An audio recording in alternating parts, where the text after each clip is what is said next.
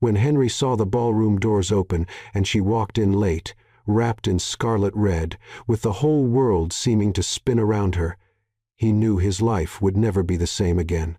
A billionaire used to controlling everything. A woman carrying invisible scars in her chest. A red dress. A look that pierced straight through his soul.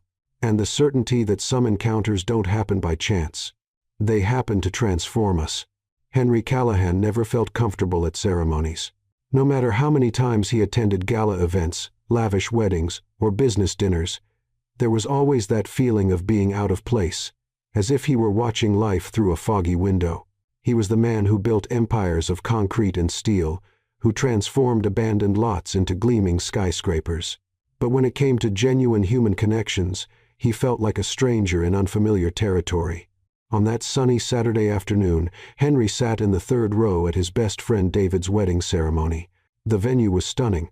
A glass ceiling allowing natural light to flood the space, white and green flowers hanging from elegant structures, the soft sound of a string quartet filling the air with delicate melodies.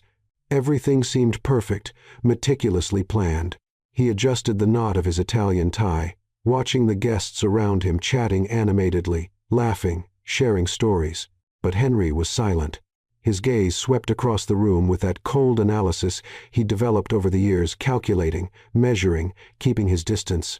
He noticed the venue's architecture, the way the wooden beams supported the ceiling, the impeccable acoustics, everything except the emotions pulsing around him.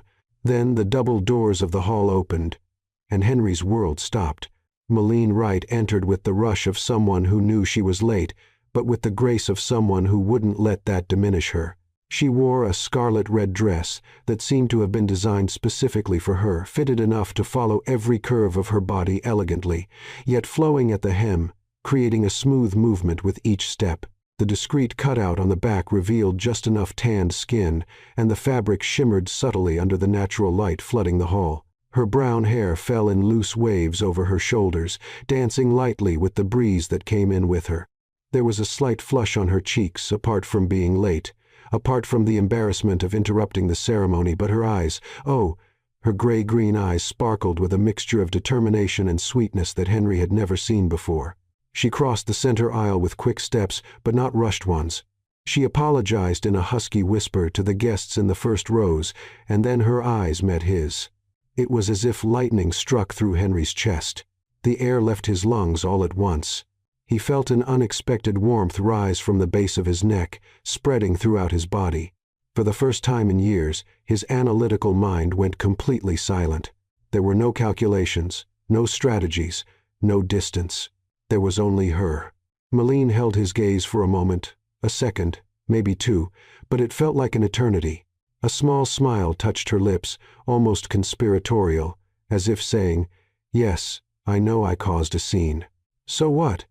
Henry smiled back. Not the polite, calculated smile he used in business meetings. It was a genuine smile, involuntary, impossible to contain. She looked away first, continuing to the altar where the bride Sophie was already positioned. Millionaire took her place beside the other bridesmaids, adjusting her dress with delicate hands, and Henry realized he was still holding his breath. David, the groom, shot a curious look at Henry, eyebrows raised, a mischievous smile on his lips. Henry ignored it, keeping his eyes fixed ahead, but his heart was pounding like it hadn't in years. The ceremony continued, but Henry barely heard the officiant's words. His attention was completely captured by the woman in red, who now held the bride's bouquet standing beside the altar. He watched the way she lightly bit her lower lip when something moved her, the way her eyes sparkled when Sophie and David exchanged vows, the single tear that rolled down her cheek when the couple kissed. She was pure emotion, pure life, pure truth. And Henry, for the first time, felt completely alive. When the ceremony ended and guests began to stand, applauding and chatting animatedly, Henry remained seated for a moment. He needed to process what had just happened. It didn't make sense. He didn't believe in love at first sight. That was the stuff of cheap romantic movies and self-help books. It was irrational, impulsive, childish, but his heart didn't care about logic. He stood up, adjusting his jacket, and followed the flow of guests toward the garden where the cocktail hour would take place. The outdoor space was equally impressive. Edison pendant lights creating a magical atmosphere among the trees, high-top tables with white tablecloths strategically scattered about, an outdoor bar serving sophisticated drinks. Soft jazz music floated through the air, mingling with the sound of laughter and clinking glasses. Henry grabbed a glass of champagne and watched from a distance. He saw her again. Malene was beside Sophie, laughing at something the bride had said, carefully adjusting her veil. There was an intimacy in that gesture, a deep friendship that was evident in every movement. She's something special, isn't she? Henry turned and found David beside him, still dressed as the groom, with that annoying smile of someone who knew exactly what was happening. Who? Henry tried to sound casual, but his voice betrayed him. Don't even try, man. I saw the way you looked at her when she walked in. I thought you were going to pass out. Henry took a sip of champagne, avoiding David's gaze. Malene is Sophie's best friend since college. Lives in New York, works in interior design. She's amazing at what she does. David made a dramatic pause. And she's single. Henry felt his heart race again, but kept his expression neutral. That doesn't mean anything to me. Of course it doesn't. David patted him on the shoulder. But in case you change your mind, she's right there. And you should go talk to her before someone with fewer hang-ups than you does. David walked away laughing, leaving Henry alone with his thoughts. He looked again in Malene's direction. She was now alone, observing the lit garden, holding a glass of rosé wine. The wind played with her hair, and she closed her eyes for a moment, as if absorbing the beauty of that instant. Henry made a decision. He crossed the garden with firm steps, his heart pounding in his chest, his mind screaming at him to pull back. But something stronger, something visceral and impossible to ignore, pushed him forward.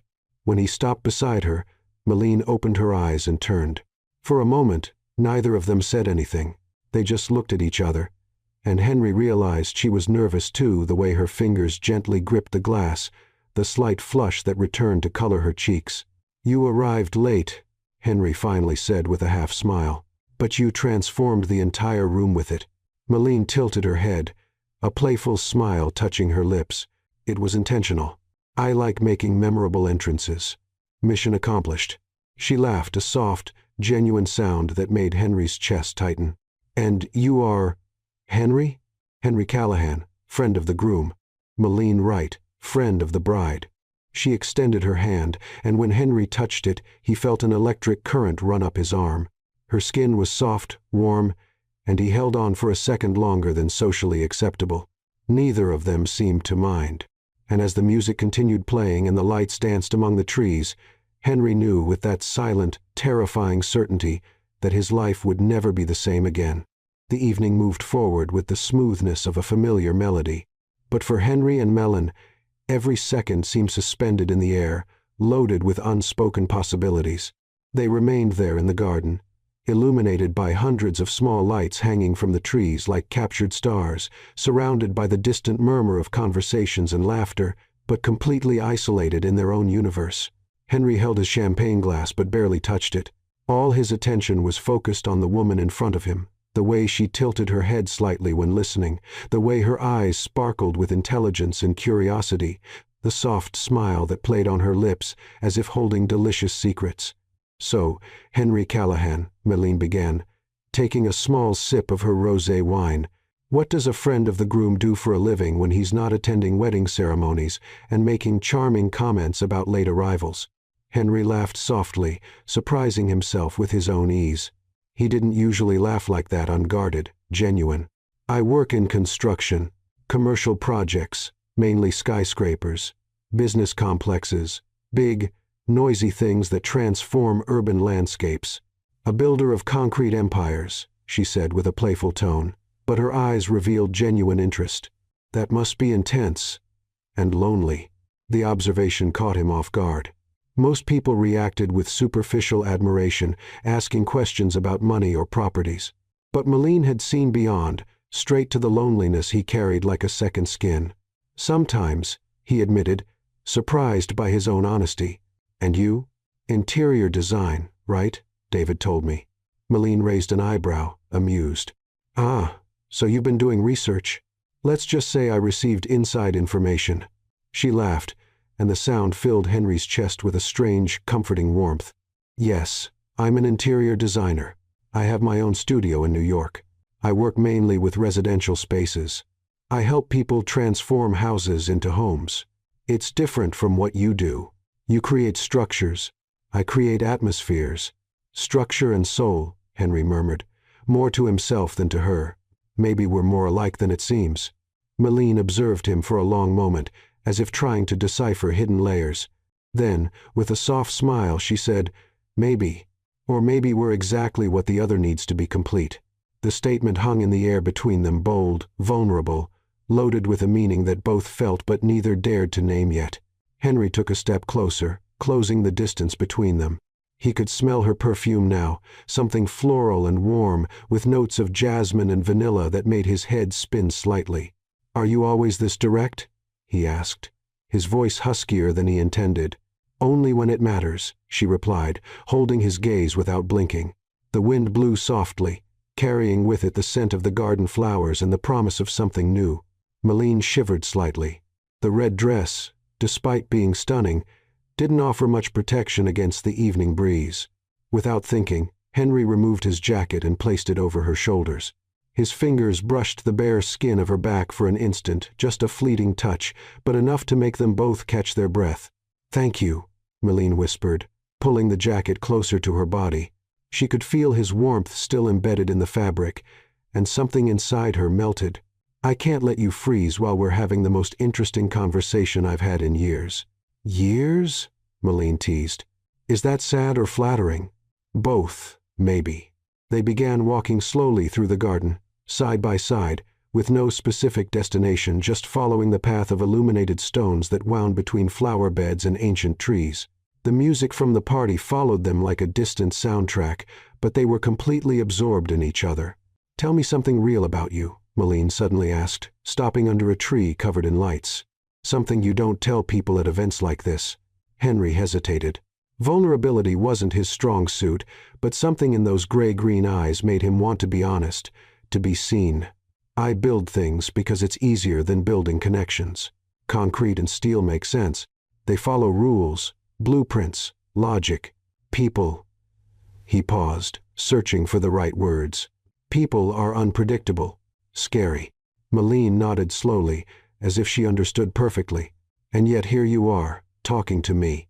"Here I am," Henry agreed, his eyes fixed on hers, completely terrified. "Good," she smiled, and there was a sweetness in that smile that disarmed all his defenses. "Because I am too." Henry raised his hand slowly, giving her time to pull back if she wanted. But Malene stood still, watching him with that silent intensity that made him feel naked. He gently touched a strand of hair that the wind had blown across her face, carefully brushing it away and tucking it behind her ear. His fingers grazed her skin, the line of her jaw, the curve of her ear, and he felt Malene tremble under his touch, not from cold, but from something completely different. "You are—" Henry began. But the words died in his throat. How do you describe what he was feeling? How do you put into words the sensation of falling and flying at the same time? "I know," Malene whispered, and Henry realized she really did know. She felt the same. His hand was still close to her face, and Malene, in a gesture that seemed both bold and completely natural, tilted her head slightly, pressing her cheek against his palm. Henry closed his eyes for a moment, absorbing the sensation, the warmth of her skin, the softness, the absurd intimacy of that simple gesture. "Malene." Sophie's voice broke through the moment, like an unwanted alarm clock. They both stepped back quickly, like teenagers caught doing something forbidden. The bride approached with a radiant smile, still in her white dress, followed by David. "There you are. We've been looking everywhere. I need you for photos with the bridesmaids." Malene smiled at her friend, but Henry saw the reluctance in her eyes. "Of course. I'm coming." Sophie looked between the two with a mischievous gleam in her eyes. "Sorry to interrupt. Whatever was happening here." "Just talking," Malene said quickly, but the blush on her cheeks betrayed her. David put his arm around Henry's shoulders, dragging him a few steps back. "Let the girls go. You and I need to talk." Malene handed the jacket back to Henry, her fingers lingering on his for a second too long. Their eyes met again, and in that look there was a silent promise. "This isn't over." "See you later," she asked softly, only for him to hear. "Definitely," Henry replied, his voice carrying something he couldn't name. Meline followed Sophie toward the hall, but looked back one last time. Henry remained there, watching her disappear among the lights and guests, the jacket still warm from her body in his hands. "Man," David said beside him, shaking his head with a smile, "you're completely lost." "I know," Henry admitted without taking his eyes off the place where Meline had disappeared. And for the first time in his life, being lost seemed exactly where he should be. Later, when the photos were finished and guests began moving toward the main hall for dinner and dancing, Henry searched for her in the crowd. And when he finally found her sitting at the bridesmaids' table, laughing at something someone had said, her eyes sparkling under the hall lights, she felt his gaze and turned. Their eyes met across the crowded room, and both knew the night was only beginning. The reception hall had completely transformed. Elegant tables surrounded a dance floor lit by soft lights that shifted from golden to amber tones, creating an intimate and enveloping atmosphere. The live band had taken over from the string quartet, filling the space with melodies that invited bodies to move, hearts to open. Henry sat at his table, but his eyes couldn't stray from Meline. She was on the other side of the hall, chatting animatedly with other bridesmaids, but from time to time her gaze met his. And each time it happened, it was as if an invisible current pulled them toward each other. David and Sophie had already performed their traditional opening dance, a beautiful, emotional moment that drew applause and some tears from the guests. Now the floor was open to everyone, and couples began to form, moving to the rhythm of a soft, enveloping ballad. Henry took the last sip of his whiskey, feeling the burn slide down his throat, and made a decision. He wasn't a man who hesitated in business. He closed million-dollar deals with firmness and confidence. But this was different. This required a courage he didn't know if he possessed. Still, he stood up. He crossed the hall with firm steps, his heart beating so hard he could hear it above the music. Some guests greeted him along the way, but he just waved politely without stopping. He had a single objective. When he reached Meline's table, she was laughing at something one of the bridesmaids had said, her head thrown back slightly, eyes closed in pure joy. But when she sensed his presence, she opened her eyes, and the smile transformed into something softer, more intimate. "Henry," she said, and there was a sweetness in the way she pronounced his name that made something inside him melt. "Meline." He extended his hand, aware that all the other bridesmaids were watching them with poorly disguised interest. "Would you dance with me?" For a moment she just looked at him, and Henry saw a flash of vulnerability in those gray-green eyes, as if she too stood on the edge of something frightening and inevitable. Then she placed her hand in his. "I'd love to." The sensation of her skin against his was electric. Henry led her to the dance floor, aware of every point where their bodies touched his hand holding hers, the slight brush of their arms. When they finally stopped in the center of the floor, under the amber light that wrapped around them like a warm embrace, Henry hesitated for just a second before placing his hand on her waist. The fabric of the red dress was soft under his hands, but he could feel the warmth of her body through it. Meline placed her hand on his shoulder, and suddenly they were so close that Henry could feel her breathing, the jasmine and vanilla perfume already etched in his memory. The music began a slow, enveloping melody with piano and violin intertwined in a dance of their own, and they began to move. At first it was hesitant, careful, but then something happened, an inexplicable synchronicity, as if their bodies had known each other for a long time. Henry guided her gently, but Meline followed with a confidence that surprised him. Each step was a silent conversation, each movement a revelation. "You dance well," Meline murmured, her eyes fixed on his chest, as if afraid to meet his gaze. "Mandatory lessons in adolescence," Henry replied with a half-smile. "My mother insisted that every gentleman should know how to dance." She was right. Meline finally raised her eyes, and when their gazes met, Henry felt the air sucked from his lungs. They were so close now he could count every eyelash, see the small golden flecks in her eyes, feel the warmth radiating from her. "Meline," he began, but didn't know how to finish the sentence. She smiled a small, nervous, completely disarmed smile. "I know." His hand on her waist moved slightly, rising a few inches up her back, feeling the curve of her spine through the dress. Meline closed her eyes for a moment, and Henry saw her lips part slightly, as if trying to control her breathing. Around them, other couples danced, talked, laughed. But Henry and Mellon could have been completely alone in the universe. Nothing else existed beyond the music, the soft light, and the ever-shrinking space between their bodies. "Can I tell you a secret?" Meline whispered so low that he had to lean his head in to hear. "Always. I don't usually do this, feel this so quickly." Henry pulled her imperceptibly closer. Now there was practically no space between them. His chest grazed hers with each breath, and he could feel her heart beating fast, racing, mirroring his. "Me neither," he admitted, his voice husky. "Actually, I didn't know it was possible. And now? Now." Henry paused, allowing himself to absorb the moment, the weight of her in his arms, the warmth, the vulnerability. "Now I know I spent my whole life waiting for this without knowing it." Meline bit her lower lip, and Henry saw her eyes shine with contained emotion. "Henry, you can't say things like that." "Why not?" "Because it makes me believe. And that's bad." She laughed softly, but there was a sadness in that sound that made Henry's heart tighten. "I've believed before," she continued, "and it hurt too much when it ended." There it was, the invisible scar she carried. Henry felt a wave of protectiveness so strong it scared him. He wanted to wrap her up completely, protect her from any past or future pain, make her never doubt being loved again. "Who hurt you?" he asked, his voice lower now, almost a growl. Meline shook her head slightly. "It doesn't matter anymore. Or at least I thought it didn't matter, until I met you." The music continued, but they barely moved now. They stood in the center of the floor, wrapped around each other, oblivious to the world. Henry released her hand and, with a boldness that surprised him, raised it to her face, caressing her cheek with his thumb. Meline closed her eyes under his touch, leaning her head slightly against his hand. "Look at me," he asked softly.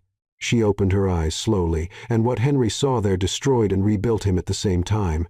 Desire, fear, hope, vulnerability, all mixed in a silent storm. "You make me forget everything," Henry whispered. The words came out unfiltered, straight from the deepest place in his soul. "All the rules I created to protect myself, all the walls I built, you walked through all of them in a matter of hours." A single tear rolled down Meline's cheek, and Henry caught it with his thumb, drying it with a tenderness he didn't know he possessed. "What if we're moving too fast?" she asked, her voice trembling. "What if this is just an illusion of one magical night?" "Then let it be," Henry replied, his forehead touching hers now, their faces so close they shared the same air. "But what if it's not? What if this is exactly what it should be?" Meline let out a trembling sigh, and her hands, which had been resting on his shoulder and chest, rose to wrap around his neck. Her fingers played with the strands of hair at the nape of his neck, sending shivers down his entire spine. The music came to an end, but they didn't move. They remained there, intertwined, lost in each other, while polite applause from the other guests filled the hall. David appeared beside them with Sophie in his arms, both smiling as if they had just witnessed something magical. "Are you two planning to leave the dance floor at some point?" David teased, but his voice was gentle, affectionate. Henry and Meline stepped apart slowly, reluctantly, but their hands remained intertwined. "Sorry," Meline said, laughing nervously and wiping her eyes. Sophie just smiled, giving her friend a knowing wink. "Don't apologize. It was beautiful."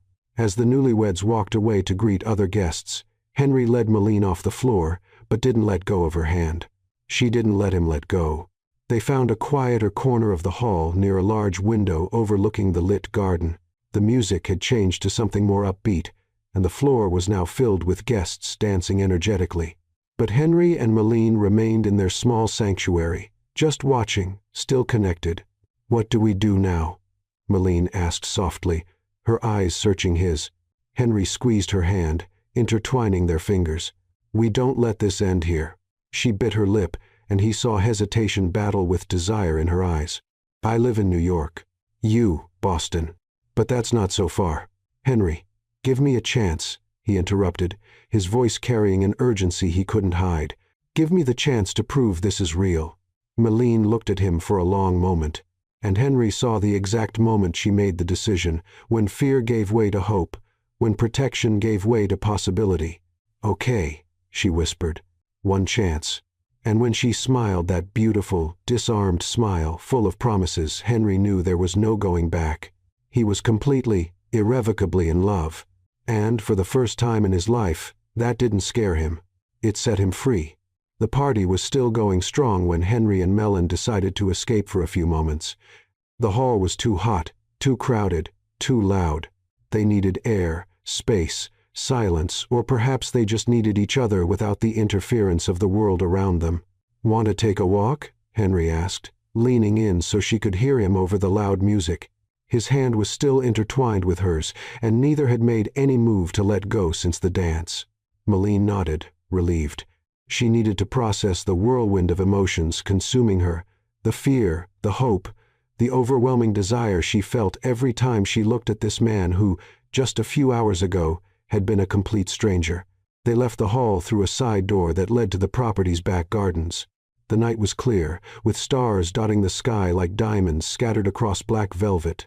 The crescent moon hung low on the horizon, bathing everything in a silvery, ethereal light.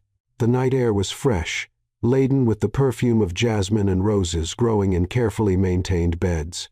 In the distance, they could hear the sound of the party-muffled music, occasional laughter, but there in the garden it was as if they had found a secret sanctuary. "Better?" Henry asked, observing her profile under the moonlight. The red dress looked almost black in the darkness, but she still glowed. "Much better," Millionaire replied, breathing deeply. "I love Sophie. I love weddings. But sometimes it's too many people, too much energy. I understand completely." Henry guided her along a stone path that wound between ancient trees. "I spend most of my days surrounded by people, meetings, negotiations, events, but I feel alone in most of them." Millionaire squeezed his hand, a silent gesture of understanding. "Loneliness in the middle of a crowd. I know that feeling well." They walked in comfortable silence for a few minutes, just appreciating each other's presence. The sound of their footsteps on the grass, the gentle breeze in her hair, the warmth of their intertwined hands, everything seemed amplified, significant.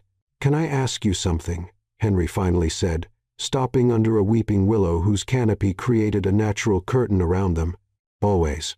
You said you believed before and got hurt. What happened?" Millionaire sighed, and Henry saw pain pass through her eyes like a shadow.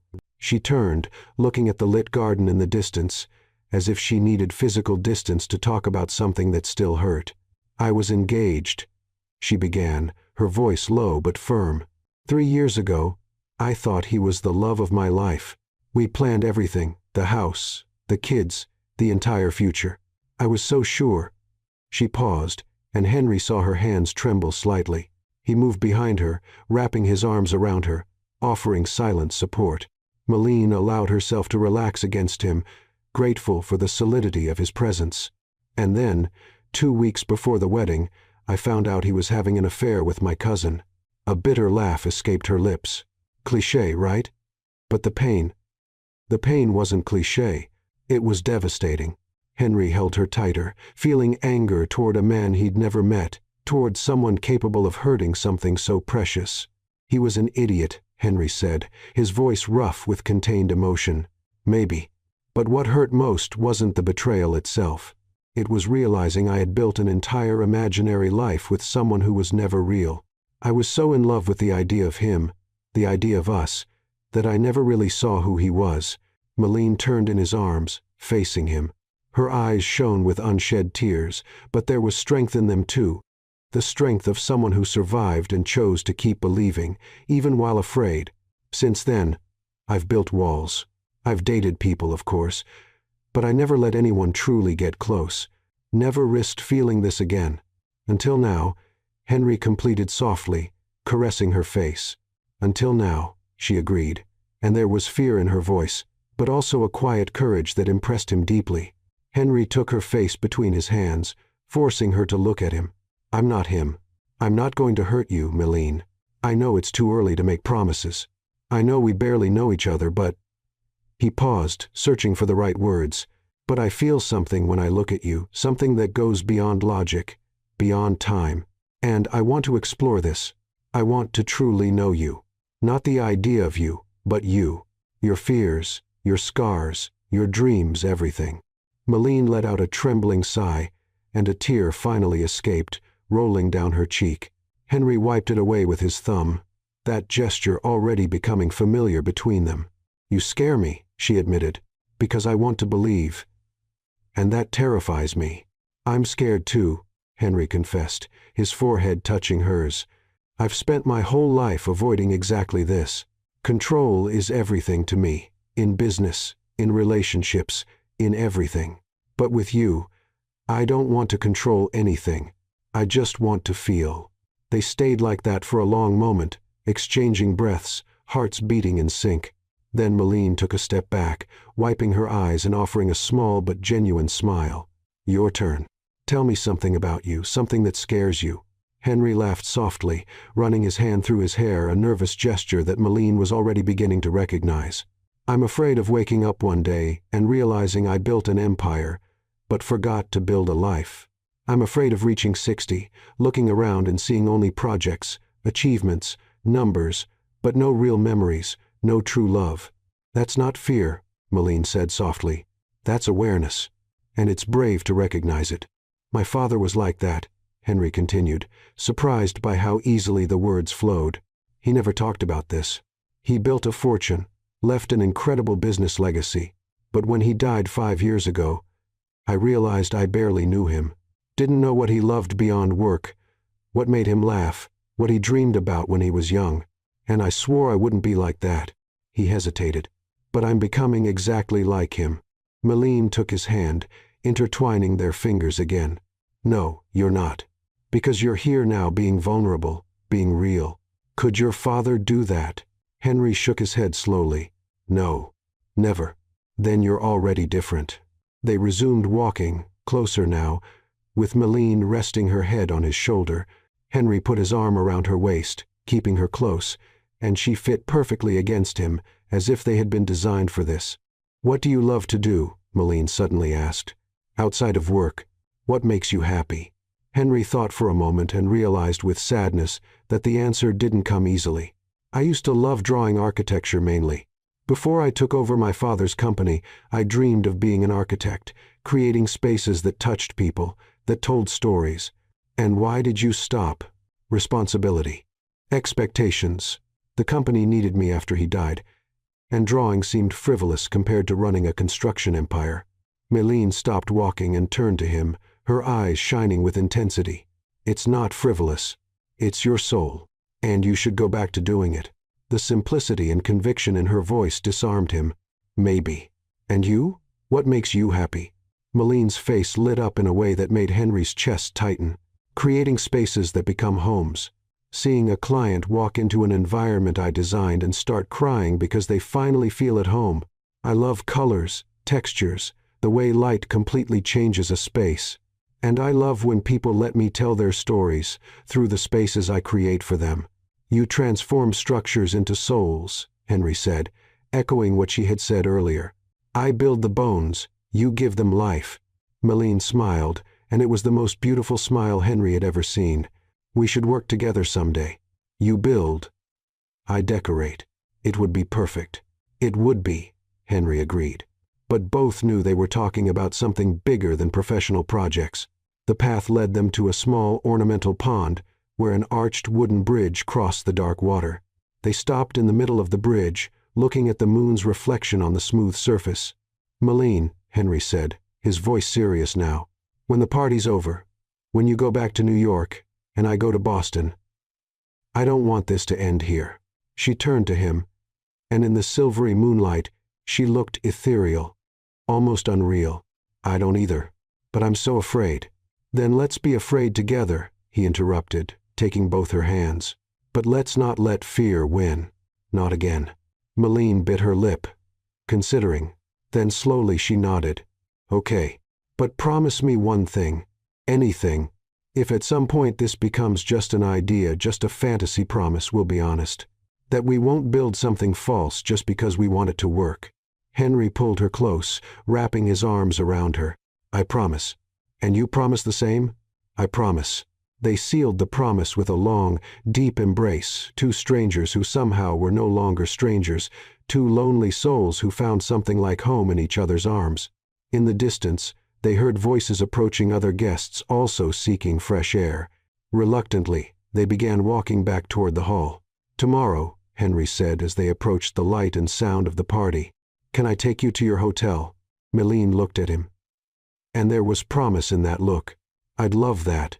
And as they entered the hall again, where the party still pulsed with life and music, both carried something new, a fragile but bright hope, a terrifying but irresistible possibility, the beginning of something neither of them knew exactly what it was, but both desperately wanted to discover. 3 days had passed since the wedding, 3 days that felt like 3 weeks to Henry. He tried to focus on work. There were important meetings, contracts waiting for his signature, decisions only he could make. But his mind was 200 miles away in New York, with a woman in a red dress who had turned his world upside down. They had exchanged messages, many messages, conversations that started early in the morning and stretched late into the night about everything and nothing at the same time. She sent photos of projects she was working on, color palettes, fabrics, sketches. He sent photos of construction sites, sunsets seen from the tops of his buildings. They shared songs, random thoughts, small pieces of their lives, but it wasn't enough. Henry wanted to see her, needed to see her, needed to know if what he'd felt that night was real or just the product of a romantic atmosphere, champagne, and fairy lights. Deep down, he already knew the answer, but he needed confirmation. On the morning of the 4th day, Henry made an impulsive decision, something completely out of character for him. He canceled all his meetings, ignored his assistant's protests, and booked a flight to New York. He didn't tell Millionaire, didn't plan, just went.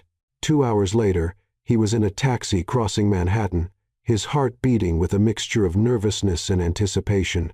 He knew where she'd be. She had casually mentioned in a message that she always had late breakfast at a specific cafe in the West Village on Thursdays, her only break in a busy week. When the taxi stopped in front of the small cafe with sidewalk tables and exposed brick walls, Henry hesitated. What if she got angry? What if she thought he was being invasive? What if she wasn't alone? But then he saw her through the glass window, sitting alone at a corner table with an open laptop and a cup of coffee beside her.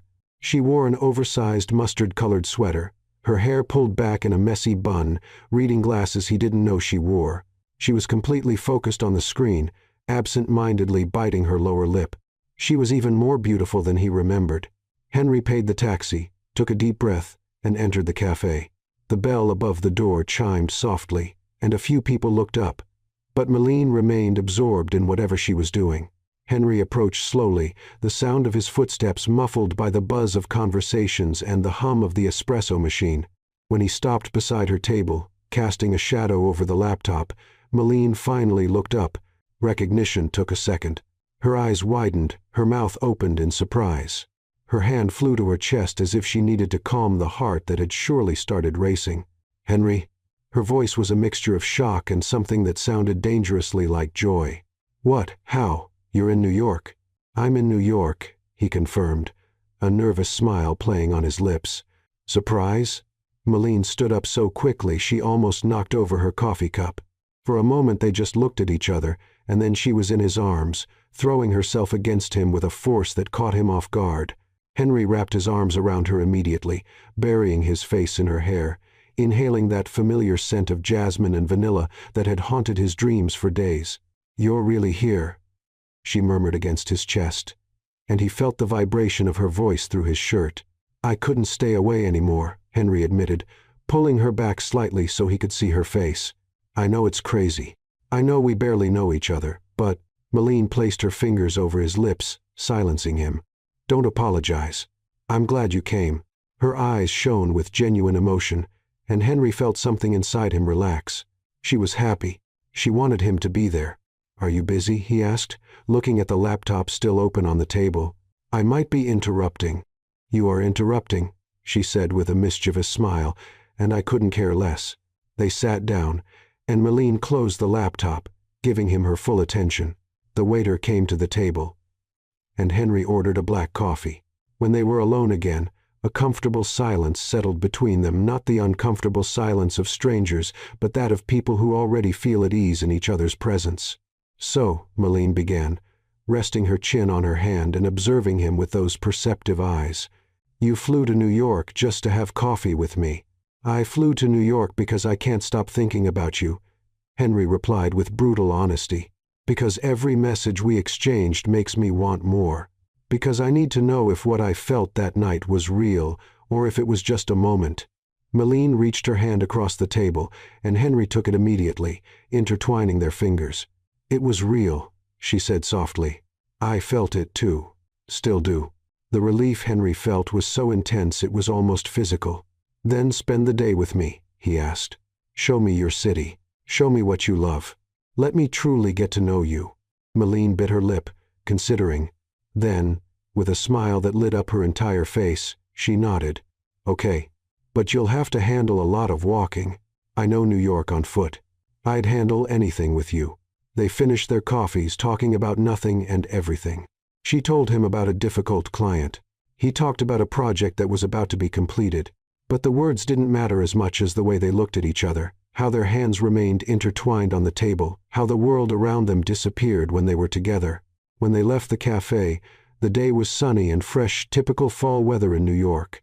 The streets were full of life, hurried people, honking taxis, the smell of street food mixed with the aroma of dry leaves. Malene guided him through the narrow streets of the West Village, pointing out places she loved: an old bookstore with a pet cat, a vinyl record shop where she spent hours, a small park where she liked to sketch on weekends. "You draw?" Henry asked, surprised. "Not professionally, but I like to do hand sketches before moving to the computer. It's more personal that way." They continued walking, now holding hands naturally, as if they'd always done it. Henry observed how she greeted the flower stand owner, how she stopped to pet every dog that passed, how her eyes lit up when she saw something beautiful, an old facade, a window with flowers, the way light filtered through the trees. She saw beauty in everything, and that fascinated him. "I have to confess something," Malene said as they crossed Washington Square Park. "When you didn't tell me you were coming, I got a little nervous. I thought, what if the magic of that night doesn't repeat itself? What if we meet again and don't feel anything?"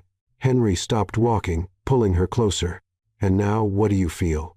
Malene looked at him, and there was a raw vulnerability in her eyes that made his heart tighten. "I feel more. Much more. And it scares me as much as it excites me." "Me too," Henry admitted, caressing her face. "But I want to keep feeling. I want to see where this goes."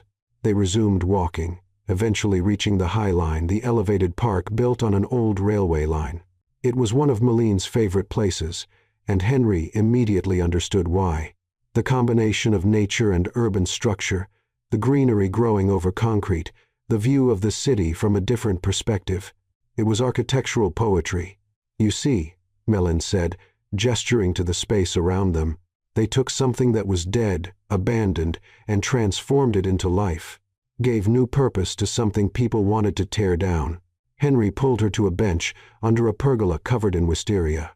They sat side by side, watching the flow of people, tourists taking photos, families with children, couples in love.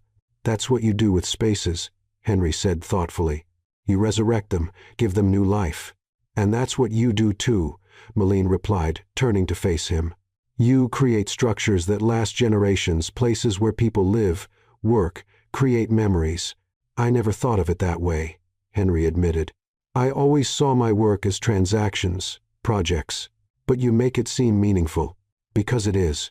Malene placed her hand over his chest, where she could feel his heart beating. "Everything we do with love and intention is meaningful." Henry covered her hand with his, keeping it there. "You make me want to do better. Be better. You're already incredible, Henry. You just forgot to see it." The sun was beginning to set, painting the sky with shades of orange and pink. The golden light bathed Malin's face, and Henry thought he'd never seen anything so beautiful in his entire life. "Have dinner with me," he said suddenly. "Let me take you to dinner." Malene smiled, and there was mischief in that smile.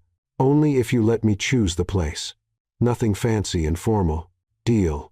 She took him to a small Italian restaurant in the East Village, authentic, family-run, with tight tables and waiters who knew all the customers by name.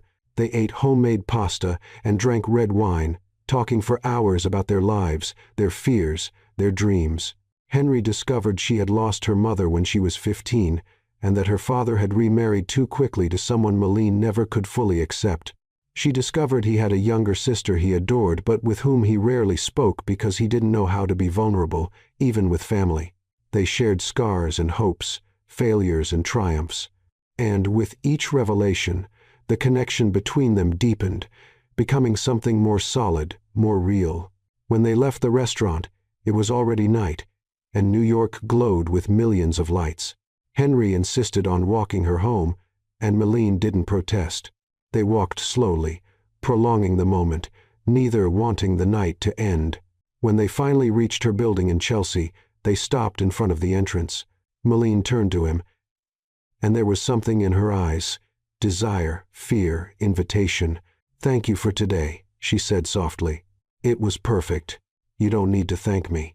I'm the one who's grateful you let me into your world." They stood there very close, the air between them charged with unresolved tension. Henry wanted to kiss her, God, how he wanted to. But something made him hesitate, the fear of ruining the perfection of the moment, of moving too fast. Malene, as if reading his thoughts, stood on her tiptoes and kissed his cheek, lingering there for a moment that felt like an eternity. "Good night, Henry," she whispered against his skin. "Good night, Malene." She pulled away reluctantly, entering the building. Before the door closed completely, she turned one last time. "When do I see you again?" Henry smiled. "Tomorrow, if you'll let me." "I will."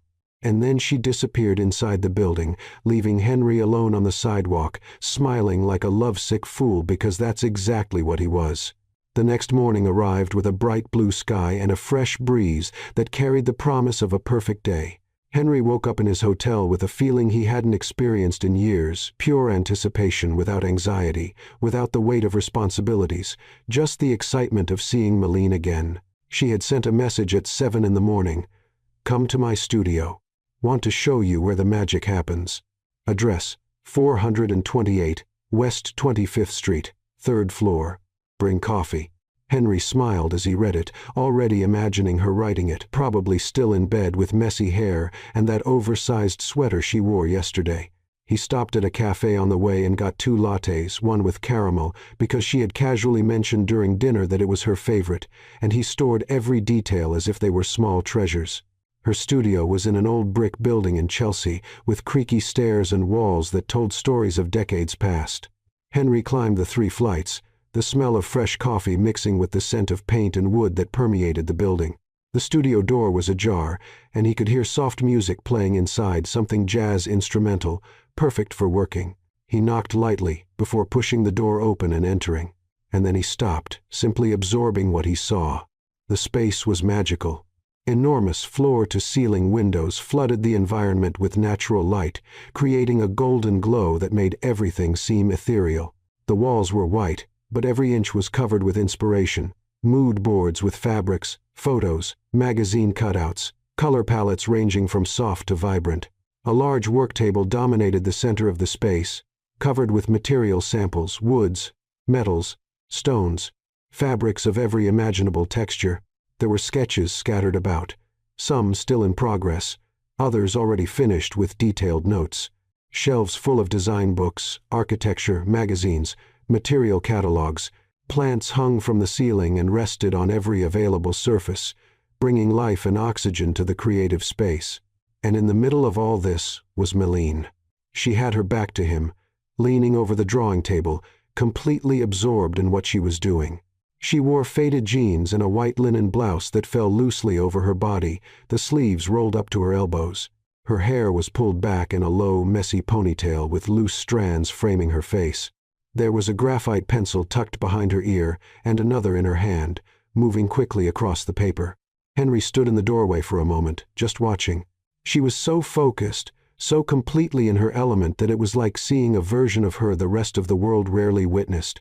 There was grace in her movements, the way she tilted her head to study the drawing, how she bit her lower lip when something wasn't right, how her graphite-stained fingers danced across the paper. "Are you going to stand there all day or come in?" Malene said without turning around, but he could hear the smile in her voice. Henry laughed, entering the space completely. How did you know I was here? I felt it, she replied simply, finally turning to face him. Her eyes sparkled, and there was a graphite smudge on her cheek that made her look even more adorable. And you brought coffee, my hero. He handed her the cup, and when their fingers touched, that familiar spark passed between them, constant, inevitable. Caramel? She asked after the first sip, her eyes widening with surprise. You mentioned it yesterday. Malene looked at him with an expression Henry couldn't completely decipher, but there was warmth there and something that seemed dangerously close to admiration. You pay attention, always. She bit her lip, that gesture he was already beginning to recognize as her sign of happy nervousness, and turned back to the drawing table. Come, let me show you what I'm working on. Henry approached, standing behind her close enough to feel her warmth, but maintaining a respectful distance. Malene pointed to the drawing on the table, a detailed sketch of a living room with notes about materials, colors, lighting. This is a project for a young couple in Brooklyn. They just bought their first apartment, a small, kind of dull space, but it has so much potential. Her voice came alive as she spoke, her hands gesturing animatedly. See here, this wall is going to be deep teal blue, almost like the ocean at dusk. And this window, we're going to remove the old trim and install something cleaner, more modern, to let the light in completely. Henry watched not just the drawing, but the passion that radiated from her, the way she saw possibilities where others would see limitations. It's beautiful, he said. And he wasn't just talking about the project. Malene turned, and suddenly they were very close. She had to tilt her head back to look at him, and Henry could see every detail of her face, the small freckles on her nose, the golden ring around her pupils, the perfect shape of her lips. You haven't even seen the best part yet, she said softly, and then took him by the hand, pulling him to another area of the studio. There was a corner that functioned as a small showroom, pieces from previous projects, full-scale samples of designs she had created. Malene guided him through each one, explaining the story behind it, the choices she made, the challenges she overcame. Interior design isn't just about making things pretty, she explained, gently touching a wine-colored velvet fabric. It's about understanding people, their stories, their fears, what they need to feel when they come home. This project here, she pointed to photos of a children's room painted in soft tones of mint green and gold, was for a single mother with a 5-year-old daughter. She had just left an abusive relationship. She needed the space to be safe, welcoming, full of hope. So I chose colors that calm but also energize. I created cozy corners where they could read together. Every detail had a purpose. Henry was completely captivated. He now saw clearly what she did. It wasn't just about aesthetics. It was about healing, about transformation, about giving people spaces where they could be their best version. You're incredible, he said, and the sincerity in his voice made Malene blush slightly. It's just what I love to do. No, it's more than that. You see people, you understand them, and you use that understanding to create something that changes their lives. Malene held his gaze for a long moment, and Henry saw emotion shine in her eyes. No one has ever described my work that way. Then no one was really paying attention. She took a step closer, eliminating the space between them. Her hands found his chest, feeling his heart beating strong and fast. You see me, she whispered. And there was wonder in those words. Truly, how could I not? Henry replied, his hands finding her waist naturally, as if they had always belonged there. You're impossible not to see, Malene. You shine. She closed her eyes for a moment, absorbing his words like water in the desert. When she opened them again, there was determination there. I want to show you something. Malene led him to a more private corner of the studio, where there was a small table with a worn and clearly well-loved sketchbook. She picked up the notebook with reverence, hesitating for a moment before opening it. These are personal. I don't usually show them to anyone. The pages were full of drawings, not professional projects, but pure art. Sketches of faces, urban landscapes, moments captured in time. There was a drawing of an elderly woman sitting on a park bench feeding pigeons so detailed that Henry could almost feel the texture of her clothes. Another of a child running with a dog, pure joy captured in graphite. Malene. Henry turned the pages carefully, treating each drawing like the work of art it was. You're incredibly talented. I draw when I need to process emotions, she explained, watching his reactions. When words aren't enough. Henry stopped at one drawing in particular, a self-portrait of her, but different. Her eyes were sad. Her body seemed bent under an invisible weight. There was a date in the corner 3 years ago. It was right after I canceled the wedding, Malene said softly, noticing where his gaze had stopped. I was lost, broken. I drew this to try to understand who I was without him. Henry touched the drawing gently, as if he could reach through time and comfort that version of her who was suffering. And who did you discover you were? Malene turned the page, and there was another self-portrait more recent by the date. In this one, her eyes sparkled. There was a smile on her lips, and her body was relaxed, confident. I discovered I was complete alone, that I didn't need anyone to define me, and that when the right one came along. She looked at Henry, and there was so much meaning in that look it took his breath away. I would be ready. The air between them became charged, heavy with unspoken things. Henry carefully closed the notebook and placed it back on the table. Then, slowly, he took a step toward her. Malene didn't pull back. Instead, she tilted her face up, her eyes fixed on his, lips slightly parted. Henry raised his hand, caressing her cheek. His thumb passed over the graphite smudge he had noticed before, gently wiping it away. You have graphite here, he murmured, his voice husky. I always have graphite somewhere, she replied, and there was a tremor in her voice that revealed how affected she was by his proximity. It's beautiful. You are. Henry paused, searching for the right words. You're pure art, Mellon. Every part of you. She let out a trembling breath, and her hands rose to his chest, grabbing his shirt as if she needed something to anchor herself. Henry. Say it, he encouraged, his forehead touching hers. Now, kiss me. That was all he needed to hear. Henry leaned in, eliminating the last inch of distance between them, and captured her lips in a kiss that was both gentle and devastating. Her lips were soft, warm, and tasted like caramel coffee and promises. Malene sighed against his mouth, and the sound sent warmth through his body. Her hands left his shirt and rose, intertwining behind his neck, pulling him closer. Henry deepened the kiss, one hand on her waist, the other lost in her hair, undoing the ponytail until it fell loose over her shoulders. She was everything, the taste, the smell, the sensation. Nothing else existed beyond that moment, that kiss that seemed to rewrite all the rules Henry had created for his life.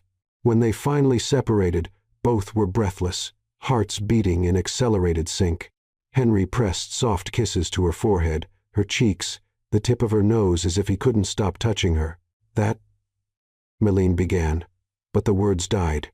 I know, Henry said, understanding perfectly because he felt it too. That frightening certainty that something had changed irrevocably, that there was no going back from that moment. They remained intertwined in the sunlit studio, two hearts finally finding their way to each other. And for the first time, neither of them was afraid of what would come next. The following days transformed into a sequence of stolen moments and conversations that stretched into the late hours of the night. Henry had extended his stay in New York indefinitely, managing his company remotely, while spending every free moment with Malene, impromptu dinners, aimless walks, afternoons in her studio where he worked on his laptop while watching her create. It was too easy being together, frighteningly easy. But there was something unspoken hovering between them, a tension that grew with each prolonged look, each touch that lasted longer than it should, each kiss that left them both wanting more. They were dancing around something inevitable, and both knew it. On the fifth night, the weather turned. An autumn storm hit New York with force, strong winds, torrential rain that beat against the windows like impatient fingers, thunder that made the buildings tremble. Henry was in Melene's apartment for the first time, a small but cozy space in Chelsea that was completely her. Walls in soft shades of gray and blue, plants everywhere, eclectic art on the walls, a perfect mix of vintage and modern. They had planned to go out for dinner, but the storm made it impossible. Instead, Malene improvised something in the kitchen, pasta with homemade tomato sauce, red wine, soft music playing in the background while Henry watched, leaning against the doorframe, completely enchanted by the domesticity of the moment. You cook? He asked, surprised. I manage. Meline replied with a smile, stirring the sauce. "I learned out of necessity. After my mom died, my dad kind of gave up on the kitchen. It was either me or pizza every day. I'm sorry about your mother." Meline shrugged, but he saw the pain pass through her eyes. "It was a long time ago. But it still hurts, especially because she'll never know the person I became, never see my studio, my projects, or—" She paused, looking at Henry with a vulnerable expression. "Or meet someone important in my life." The weight of those words hung in the air. Someone important. It was the first time either of them had verbalized what this was becoming. "She would be proud of you," Henry said softly, moving closer. "Anyone would be." Meline turned to him, and there were tears shining in her eyes that she was trying to hold back. "Sorry, didn't mean to get melancholic." Henry pulled her into a hug, and she allowed herself to melt against him, her face hidden in his chest. "Never apologize for feeling. It's one of the things I love most about you." Meline pulled back slightly, looking at him with surprise. "Love?" Henry realized what he'd said, the word that had escaped without filter. He could backtrack, soften it, but he decided to be brave. "Yes, love. I know it's too soon. I know I should be more cautious. But Meline—" He took her face in his hands. "I'm falling in love with you. Probably already am in love. And it terrifies and excites me at the same time." She let out a trembling breath, and a tear finally escaped, sliding down her cheek. "Henry, you don't have to say anything," he rushed to add. "There's no pressure. I just needed you to know." Meline shook her head, wiping her eyes. "No, you don't understand. I am too falling in love. Already in love. But I'm so afraid." "Of what? Of messing everything up? Of not being enough? Of you discovering all my broken parts and deciding it's not worth it?" The pain in her voice broke Henry's heart. He guided her to the couch, moving away from the stove where the sauce was slowly cooking. They sat side by side, bodies turned toward each other, knees touching. "Tell me about him," Henry asked. "About the guy who made you believe you're not enough." Meline took a deep breath, as if preparing to reopen an old wound. "His name was Marcus. We met in college. I was 20, he was 23. It was intense from the start. He was charismatic, confident, said everything I wanted to hear. I fell in love so fast, so completely that I completely lost my identity." She paused, looking at her own hands. "I changed for him, changed how I dressed, what I ate, even my dreams. He wanted me to work at his family's company instead of pursuing design, and I considered it because I thought love meant sacrifice." Henry felt anger growing inside him but stayed quiet, letting her speak. "We planned the wedding for a year. I was so excited, so certain I was building my perfect life. And then 2 weeks before, my cousin, who was one of the bridesmaids, confessed to me they'd been having an affair for months. And the worst part—" her voice failed. "The worst part is that he said it was my fault, that I wasn't exciting enough, interesting enough, beautiful enough. He was a jerk," Henry said vehemently, "and he was completely wrong. I know that now. But at the time I believed him. I spent 2 years thinking there was something fundamentally wrong with me, that I was incapable of being fully loved." Henry took her hands, intertwining their fingers. "Look at me." Meline slowly raised her eyes. "You're everything. You're beautiful, talented, kind, passionate. You light up every space you enter. And anyone who doesn't see that is blind or an idiot, probably both." She laughed through the tears, and the sound was like music to his ears. "You really believe that?" "With every fiber of my being." Meline moved closer, pressing her forehead against his. "I'm afraid of feeling too much and losing everything again," she confessed. "Because what I feel for you is infinitely stronger than anything I've ever felt before. And if I lose this, if I lose you, I don't know if I'd survive." Henry released one of her hands and placed it on his own chest, where his heart beat strong and fast. "Feel it. I'm here. I'm not going anywhere. I'm not him." "Meline, I would never be capable of hurting you like that. How can you be so sure?" "Because the idea of causing you pain destroys me. Because when I look at you, I don't see someone who needs to change. I see someone perfect exactly as they are." He hesitated, then decided to go all the way. "Because I'm afraid too. I'm afraid of not being the man you deserve, of being too cold, too distant, too damaged by my own past. It was Maline's turn to take his hand and press it against her own heart. Then, let's be afraid together. But let's not let fear win.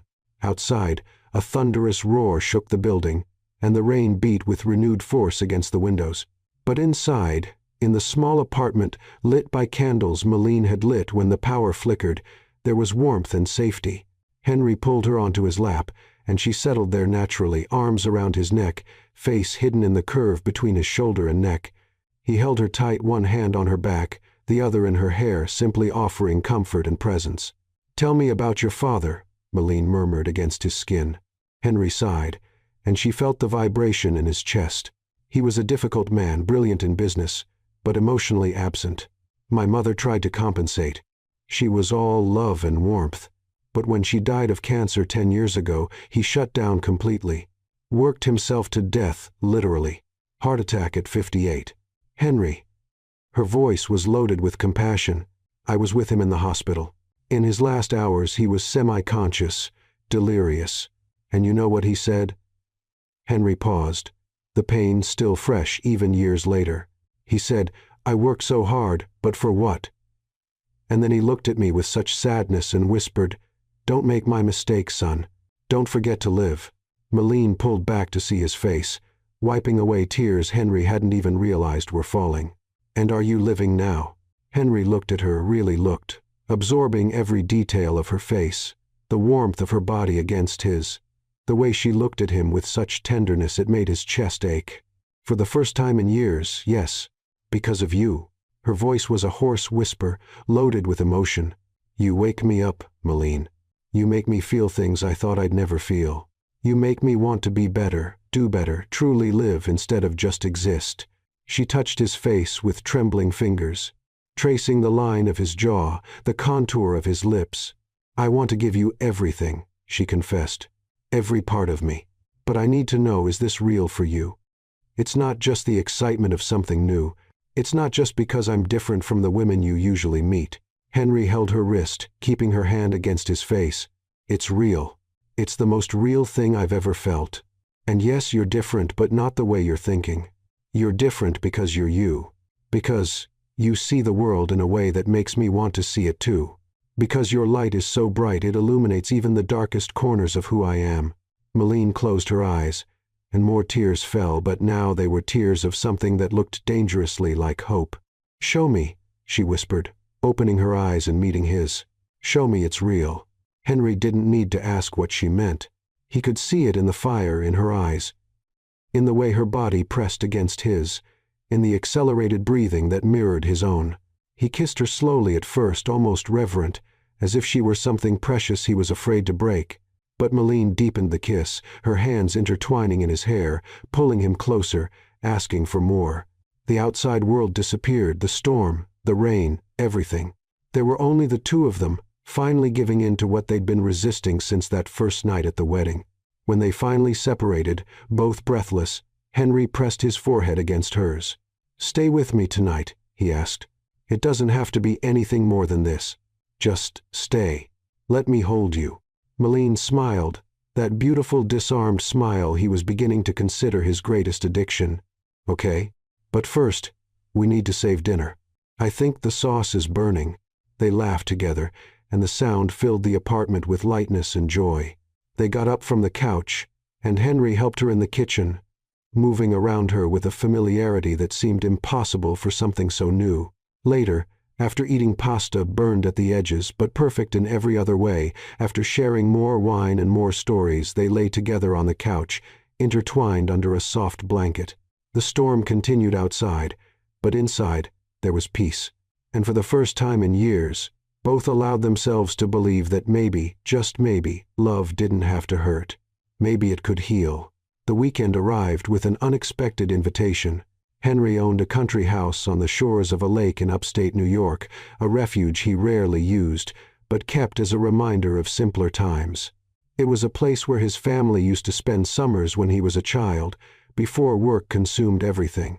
"Come with me," he had asked Maline the night before. His fingers intertwined with hers as they walked through the lit streets of Manhattan. Just the two of us. No distractions, no city, no outside world. Meline had hesitated only for a moment before agreeing. There was something in the way he looked at her with desire, yes, but also with tenderness and a vulnerability that completely disarmed her. The car ride took 2 hours, filled with easy conversations and comfortable silences, soft music playing on the radio, while the urban landscape gradually gave way to trees and open space. When they finally arrived, the sun was already beginning its slow descent toward the horizon, painting the sky with shades of orange and pink. The house was exactly as Meline had imagined, rustic but elegant, all wood and stone with large windows offering stunning views of the lake. There was a stone fireplace in the center of the living room, a cozy kitchen with antique cabinets, and a master bedroom on the second floor with a terrace opening directly onto the water. "Henry, this is—" Mellon spun slowly, absorbing every detail. "Perfect. It was my mother's favorite place," he said softly, setting their bags on the floor. "She said here she could truly breathe. After she died, my father never came back. I avoided it for a while too many memories." Meline approached him, touching his face gently. "Thank you for bringing me, for sharing this with me." Henry covered her hand with his, turning his face to kiss her palm. "I want to share everything with you." They spent the late afternoon exploring, walking along the lake shore where stones gleamed under the crystal-clear water, sitting on the wooden deck with glasses of wine, while watching the sunset transform everything into liquid gold. Conversation flowed naturally, interspersed with casual touches that became increasingly less casual. His hand on the small of her back, her fingers playing with the hair at the nape of his neck. The tension between them was palpable, electric, a constant current pulsing beneath every look, every smile. When night fell completely, Henry lit the fireplace while Meline prepared something simple for dinner. They ate on the couch in front of the fire, plates resting on the coffee table, sharing food and laughter, completely at ease in each other's presence. But there was something different about that night. An acute awareness of where they were. Alone, far from everything, with nothing but the crackling of the fire and the occasional call of an owl outside. "Dance with me," Henry said suddenly, extending his hand. "There's no music," Meline pointed out, but she was already smiling. "We don't need it." She placed her hand in his, and he pulled her close, wrapping his arms around her. They began moving slowly, with no rhythm beyond what they created together, swaying only to the sound of the fire and their own synchronized breathing. Meline rested her head on his chest, listening to the steady beat of his heart. Henry's arms wrapped around her completely, one hand on her back, the other intertwined with hers, keeping her close as if he feared she might disappear. "Meline," he murmured against her hair, "I've never felt this way before, so complete." She raised her head to look at him, and what she saw in his eyes made her heart race intense desire, but also something deeper, more permanent. "Me too," she whispered. The space between them disappeared. Henry took her face in his hands and kissed her, not with the urgency of before, but with a slow, deliberate intensity that made her knees weak. It was a kiss that said things words couldn't express, that promised things both barely dared to believe. Meline's hands rose up his chest, feeling the firm muscles beneath his shirt until they intertwined behind his neck. She pressed against him, eliminating any space that might still exist between their bodies. When the kiss deepened, Henry lifted her in his arms in one smooth motion, and Meline automatically wrapped her legs around his waist. He carried her toward the stairs, stopping occasionally to kiss her again, unable to pull away for more than a few seconds. The bedroom was bathed in half-light, the full moon entering through the large windows, creating silver patterns on the wooden floor. Henry set her down gently at the foot of the bed, but didn't step back. Instead, his hands found her face again, fingers tracing her cheekbones, her jaw as if memorizing every contour. "Are you sure?" he asked, his voice husky. "We can stop at any time. There's no pressure." Mellon placed a finger over his lips, silencing him. "I'm sure. More sure than I've been of anything." She took his hands and guided them to the buttons of her blouse, a silent permission. Henry took a deep breath, as if he needed a moment to absorb the reality of what was happening, and then, with fingers that trembled slightly, began unbuttoning each button with reverent attention. The blouse slid off her shoulders and fell to the floor, soon followed by his. Milene let her hands explore the width of his shoulders, the contours of his muscles, the small scars that told silent stories of his life. He did the same, fingers tracing the line of her collarbone, the curve of her waist, touching her as if she were something precious and fragile. "You're beautiful," Henry whispered, and there was such sincerity in his voice that Milene felt tears sting her eyes. "Show me it's real," she repeated the words she had said days before, but now with a completely different meaning. Henry responded by capturing her lips again, and this time there was no hesitation.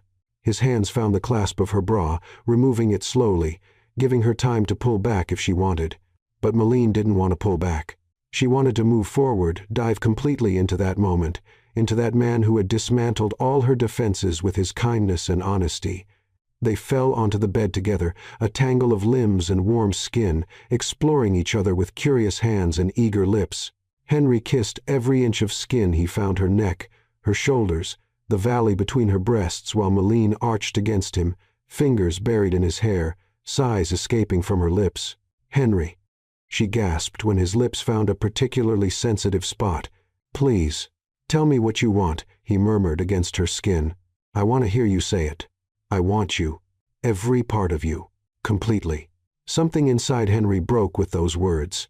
He moved over her, supporting himself on his arms so as not to crush her, and looked deeply into her eyes.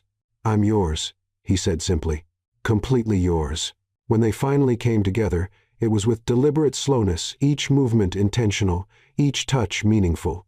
It wasn't just physical. It was emotional, spiritual, a complete fusion of two people who had spent so long alone and finally found home in each other. Milene held his face, keeping his eyes fixed on hers as they moved together, creating a rhythm that was uniquely theirs. Tears rolled silently down her cheeks, but not from sadness, from relief, from joy, from a completeness she thought she'd never feel again. "I love you," she whispered, and the confession came as naturally as breathing. Henry's eyes widened, and then a smile spread across his face, pure, genuine, radiant.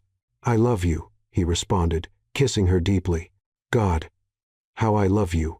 They lost themselves in each other in shared pleasure, in the absolute intimacy of that moment. The outside world ceased to exist. There was no past, no future, only the perfect and immense now they shared. When they finally reached the peak together, it was with whispered names and silent promises, bodies trembling, souls intertwined in a way that seemed impossible to separate again. Afterward, they lay side by side, skin against skin, bodies still intertwined, breathing gradually calming. Henry pulled the sheet over them and turned on his side to face her, one hand lazily tracing the line of her spine. "I never thought a moment like this could exist," he admitted, his voice thick with emotion. Milene smiled, caressing his face. "Now it's ours forever." He kissed her forehead, her nose, her lips, unable to stop touching her. "Stay with me. Not just today. Always. Always," she agreed. And there was so much weight in that word that both felt it. They fell asleep intertwined as the moon continued its journey across the sky, and the lake shimmered under its silver light, two hearts that had been alone for so long finally finding peace in each other's arms. And when dawn came, bringing with it golden light that flooded the room, they woke still together, still connected, still completely in love. The world had changed during the night, or perhaps they had changed. Either way, nothing would be as it was before. And both couldn't be more grateful for that. The following weeks were like living in a waking dream. Henry had practically moved to New York, managing his company remotely while spending every possible moment with Milene. They had established a routine: breakfasts at their favorite cafe, impromptu lunches at her studio, evenings exploring hidden restaurants, or simply staying home, cooking together and talking until late. It was too easy, too natural, as if they had always been this way. Milene had never felt so seen, so loved, so completely accepted. Henry knew her now, her fears, her scars, her dreams, and not only accepted all of it, but seemed to love her even more because of it. He made her feel safe in a way she didn't know was possible. But the universe, as always, had its own plans. It was an ordinary Tuesday when everything changed. Milene was at the studio working on a project for an important client when her phone vibrated a message from a number she hadn't saved but recognized immediately. Her stomach tightened. "Maddie, need to talk to you." It's important. Please. Marcus. She stared at the phone screen for a long moment, her heart beating irregularly. Marcus. 3 years without any contact. And now he appeared out of nowhere, using the nickname only he used to use as if he had the right. Her hands trembled as she set the phone aside, trying to return to work. But the words on the screen seemed to burn in her retina. Need to talk to you. It's important. Why? Why now? Why precisely when she was finally happy, when she had finally built something real and beautiful with Henry? Another message arrived. I know I have no right to ask, but please, just coffee. I need to say things I should have said a long time ago. Malene took a deep breath, trying to calm the whirlwind of emotions, anger, confusion, curiosity, all mixed in a heavy mass in her chest. She should ignore it, should block the number and move on. But there was a small, annoying part of her that needed to know, needed closure perhaps, or needed to prove to herself that it really didn't mean anything anymore. Without thinking too much, because if she thought about it, she probably wouldn't do it, she typed a response. Tomorrow, 10 a.m., cafe at Chelsea Market. Don't make me wait. The response came almost immediately. I'll be there. Thank you, Maddie. Malene dropped the phone as if it were burning. What had she just done? Why did she agree? And more importantly, should she tell Henry? She spent the rest of the day divided, unable to concentrate completely on work. When Henry showed up at the studio in the late afternoon with Thai food and that smile that always made her heart melt, she almost told him. The words were on the tip of her tongue. But something made her hesitate, maybe fear of worrying him unnecessarily, maybe shame at still feeling anything, even if it was just anger for a man who had hurt her so much, or maybe just wanting to protect the perfect bubble they had built, even if for one more day. So she said nothing, ate with him, laughed at his jokes, let him kiss her as if nothing was wrong. And that night, as they slept intertwined in her bed, she stayed awake for hours, staring at the ceiling, questioning the decision she had made. The next morning, Malene woke before Henry. He was deeply asleep, one arm thrown over her possessively even in sleep. She observed his relaxed face, the worry lines softened, lips slightly parted, and felt a wave of love so intense it almost hurt. She didn't want to lose this. Didn't want to lose him. Carefully, she disentangled herself from his arms and dressed silently. She left a note on the kitchen table. Early meeting with client. Love you, M. And left before he could wake up and ask questions she wasn't ready to answer. Chelsea Market was busy when she arrived, full of tourists and rushed locals, grabbing coffee before work. Malene found a table in the back of the cafe where they could have some privacy and waited. 10 came. Then 10, 5, 10, 10. For a moment she thought he wouldn't come, and felt a strange mixture of relief and disappointment. But then, she saw him crossing the cafe with that confident walk she used to find attractive but now just irritated her. Marcus looked different, older perhaps. He had gained some weight, and there were lines around his eyes that weren't there before. But it was still him, the same blue eyes, the same rehearsed smile. Maddie, he said when he reached the table. And there was something in his voice she couldn't identify. Thank you for coming. I know that. Don't call me Maddie, she interrupted, her voice colder than intended. You lost that right 3 years ago. He nodded, swallowing hard, and sat in the opposite chair. Fair. Malene, then. Tense silence settled between them. Malene waited, refusing to make this easy for him. You look beautiful. Marcus tried, but she just stared at him coldly until he looked away. Okay, straight to the point then, please. He took a deep breath. I messed up everything completely, and I've spent the last 3 years trying to understand why. I went to therapy, worked on myself, and realized I was a complete idiot, that I hurt you in ways I can't even begin to explain. Malene crossed her arms, keeping herself protected. If you came here expecting forgiveness— No, he interrupted quickly. I mean, yes, I hope someday you can forgive me. But that's not why I'm here. I'm here because I broke up with Vanessa with your cousin a year ago. Malene felt a pang, not of pain or jealousy, but of something that looked more like indifference. And I need to know this, why? Because I realized I made the biggest mistake of my life. That you were everything I needed, and I threw it away for nothing, for empty excitement and inflated ego. He leaned forward, and Malene saw tears shining in his eyes. I still love you, Malene. Never stopped. And I know I don't deserve it, I know I messed up too badly, but is there any chance we could try again?" The words hung in the air like lead.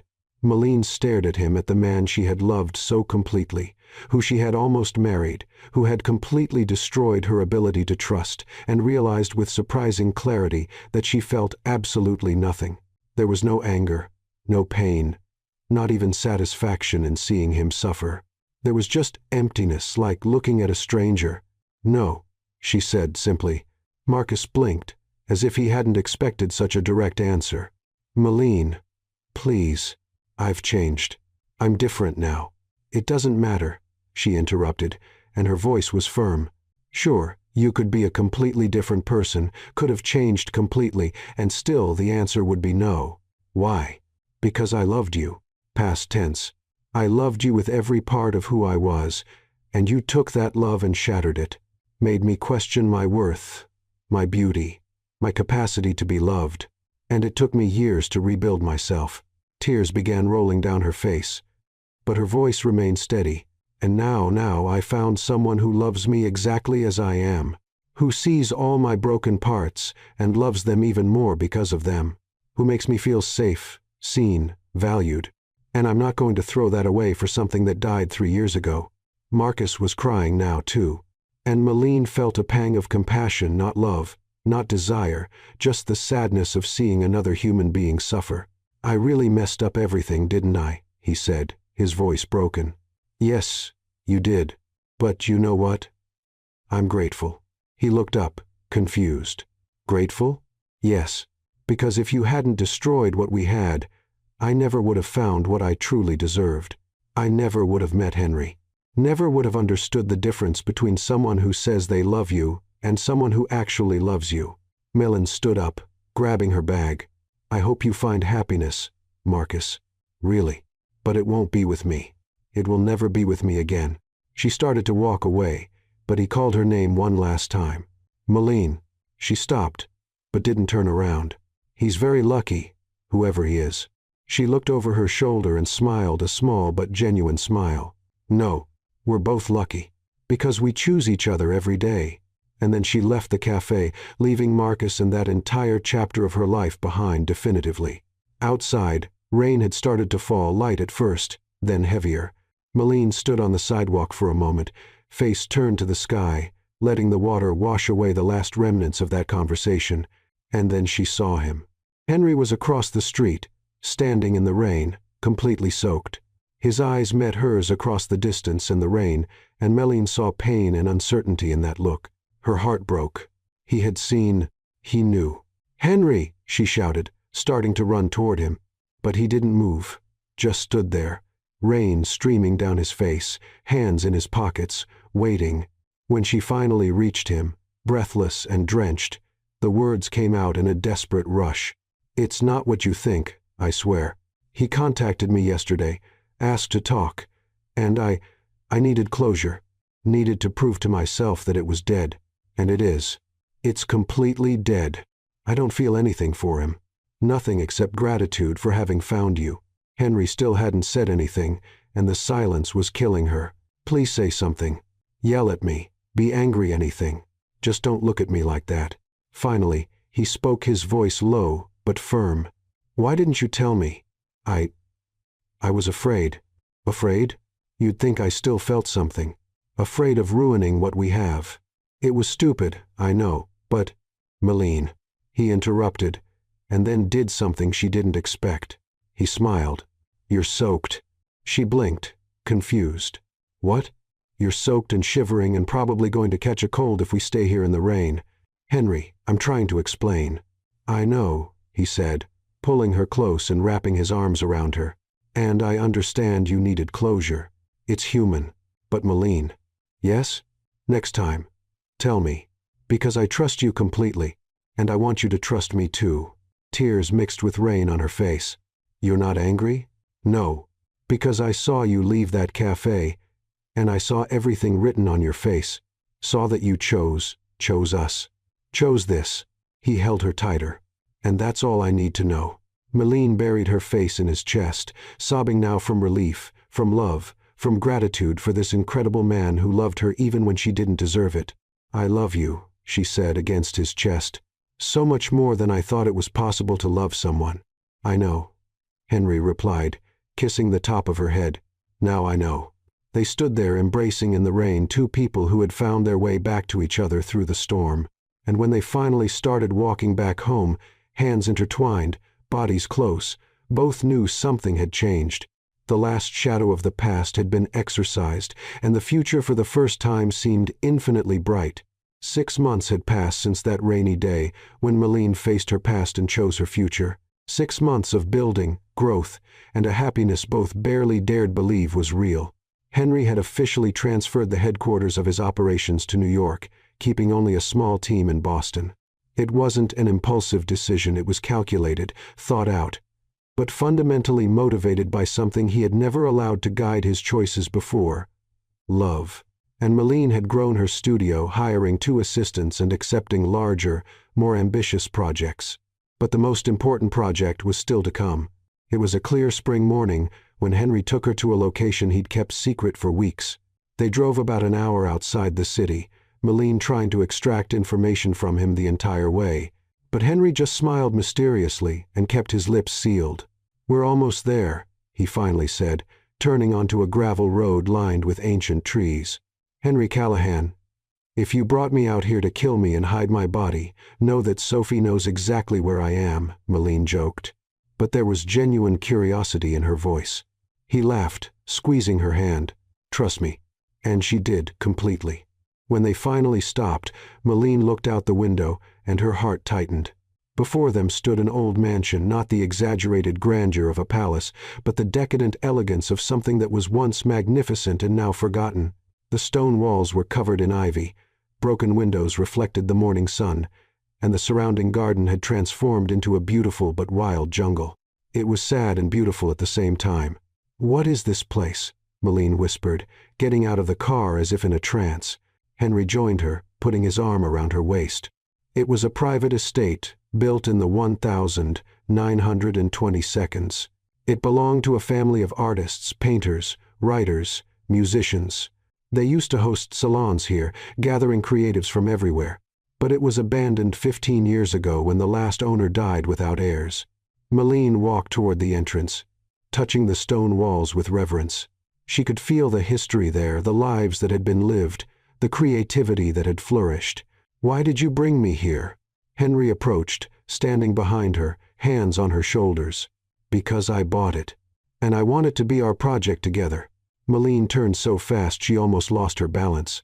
"You what?" "I bought it. And I have a proposal." His eyes shone with an excitement she rarely saw, the excitement of a man pursuing a dream, not just a profit. "I restore the structure, bring back the architectural integrity, reinforce the foundations, create the bones, and you give it life. Create the spaces, tell the story. But what for?"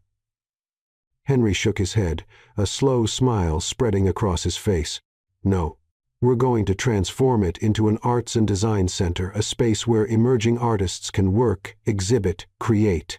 There will be studios, galleries, workshop rooms, a place where creativity can flourish, as it flourished here a century ago." Tears began to fill Meline's eyes. "Henry. And there's more." He turned her to face him completely. "I want an entire wing dedicated to your studio. A space where you can work, teach, inspire the next generation of designers. Your name, your vision, your legacy. I don't know what to say." "Say yes. Say you'll build this with me, not just this building, but a life, a future." Meline looked back at the mansion, seeing through the decay to the possibility Henry saw, and then she looked at him, the man who had entered her life like a tornado and transformed absolutely everything. "Yes," she whispered. 1,000 times yes. Henry pulled her into a deep kiss, and when they separated, both were smiling like lovesick fools. "There's one more thing," he said, and there was nervousness in his voice now. "More? How can there be more?" Henry took a deep breath, and then, to Meline's complete shock, got down on one knee. The world stopped. "Meline, right," he began, and his voice trembled slightly. "6 months ago, you walked into that wedding hall in a red dress and turned my life upside down. You taught me to feel, to live, to love without fear. You made me want to be better, do better, build things that matter." He pulled a small velvet box from his pocket, opening it to reveal a simple but stunning ring, a deep blue sapphire surrounded by small diamonds. "This stone reminded me of you, strong, rare, absolutely unique. And I know it's fast. I know some would say we're crazy, but when you know, you know. And I know I want to spend every day of the rest of my life loving you, supporting you, building dreams by your side." Tears flowed freely down Meline's face now. "So, my love, my partner, my best friend, will you marry me?" "Yes," Meline practically shouted, pulling him to his feet and throwing herself into his arms. "Yes, yes, yes." Henry laughed, spinning her in the air before setting her back down and sliding the ring onto her finger. It fit perfectly, as if it had always been destined to be there. They kissed under the morning sun in front of the mansion that would soon become the symbol of everything they built together, and the whole world seemed to celebrate with them. Birds sang. The wind blew gently. Even the wild flowers around them seemed brighter. The following months were a whirlwind of planning, both for the mansion's restoration and for the wedding. Meline insisted on something intimate, just close family and dear friends. Henry agreed easily. All that mattered was her. They decided to marry at the mansion itself, even still under construction. There was something poetic about it, beginning their marriage, in the place that symbolized not just their shared project, but their own journey of restoration and renewal. The wedding day arrived with a perfectly blue sky. The ceremony would be in the garden, which Meline and a team of landscapers had transformed from forgotten jungle to romantic paradise. Wild flowers grew in organized abundance. Stone paths wound between flower beds, and a large purple wisteria created a natural canopy over the improvised altar. In the main house, Meline prepared with Sophie and her other close friends. She had chosen a dress that was completely her, not traditional white, but a soft sky blue that recalled the dawn sky. It was simple but elegant, with delicate embroidery that shimmered in the light. "You're beautiful," Sophie said, tears in her eyes. "And so happy." "I've never been like this," Meline admitted, looking at her reflection. "Henry, he saved me from myself, showed me it was safe to love again." "You saved him too," Sophie pointed out. "I've known Henry for years, and I never saw him truly live until he met you." On the other side of the mansion, Henry was with David and a small group of close friends. He adjusted his tie nervously for the 5th time, and David finally swatted his hand away. "Stop. You're perfect." "What if she changes her mind?" Henry said suddenly, and the fear in his voice was genuine. "She won't. You've seen the way she looks at you, man. That woman loves you more than anything in this world." Henry took a deep breath, nodding. "You're right. I know you are. It's just that it seems too good to be true." "Sometimes the best things are true precisely because they seem impossible," David said, putting his hand on his friend's shoulder. "Now let's go. Your bride is waiting." The ceremony began to the sound of a string quartet playing softly. The guests, only 30 carefully chosen people, sat in rustic wooden chairs, decorated with wild flowers. Henry waited at the altar, and when the music changed and everyone stood, his heart simply stopped. Meline appeared at the end of the path, holding her father's arm, and she was indescribable. The sky-blue dress floated softly around her, her hair was loose with small flowers intertwined, and she carried a simple bouquet of field flowers. But it was her smile, that radiant smile, full of joy and love and certainty, that really took his breath away. When she finally reached the altar and her father placed her hand in Henry's, the whole world disappeared. There were only the two of them. "Hi," she whispered, and her eyes shone with happy tears. "Hi," he replied, his voice choked. There are no words." The ceremony was short but meaningful. They had written their own vows, and when the time came, Meline went first. "Henry," she began, her hands trembling slightly in his, "I thought I knew what love was. Thought I had experienced it before, but then you walked into my life and showed me I had no idea. You taught me that love isn't about changing who you are to please someone. It's about being seen completely, all the beautiful parts and all the broken parts, and being loved even more because of it." Tears flowed freely down her face. "You made me believe again in love, in myself, in futures I had given up dreaming about." And I promise to spend every day of the rest of my life showing you how grateful I am. Loving you, with every part of who I am, building dreams by your side, being your home as you are mine." Henry was crying openly now, without any shame. He wiped his eyes and began his own vows. "Malene, I spent 35 years building structures but avoiding building a life. I was good at concrete and steel, but terrible at human connections. And then you showed up beautiful, brilliant, completely terrifying, and demolished every wall I had built around myself." He laughed through the tears. "You taught me that vulnerability isn't weakness. That feeling deeply isn't dangerous, it's what makes us human. And you showed me what it means to truly love someone, not the idea of them, but who they really are, with all the imperfections and all the beauty." Henry squeezed her hands. "I promise to be your partner in everything, in joys and difficulties, in dreams and fears. I promise to see you, hear you, support you. I promise to build a life with you that's as beautiful as the spaces you create. And I promise to love you completely, fiercely, eternally." There wasn't a dry eye among the guests when the officiant finally said the words everyone was waiting for. "I now pronounce you husband and wife. You may kiss the bride." Henry pulled Malene into his arms and kissed her deeply, and the applause and shouts of joy from the guests wrapped around them like a warm wave. When they finally separated, both were laughing and crying at the same time. "I would recognize you even among 1,000 lifetimes," Henry whispered against her lips. "And I would always choose you," Malene replied, sealing the promise with another kiss. The reception was intimate and joyful, homemade food, wine flowing freely, live music, and dancing under the stars. Henry and Malene opened the dance floor, moving together with the same natural synchronicity they had discovered in that first dance at Sophie and David's wedding. "Happy?" Henry asked, spinning her gently. "More than I knew was possible," Malene replied, resting her head on his shoulder. "And you?" "Complete," he said simply. "For the first time in my life.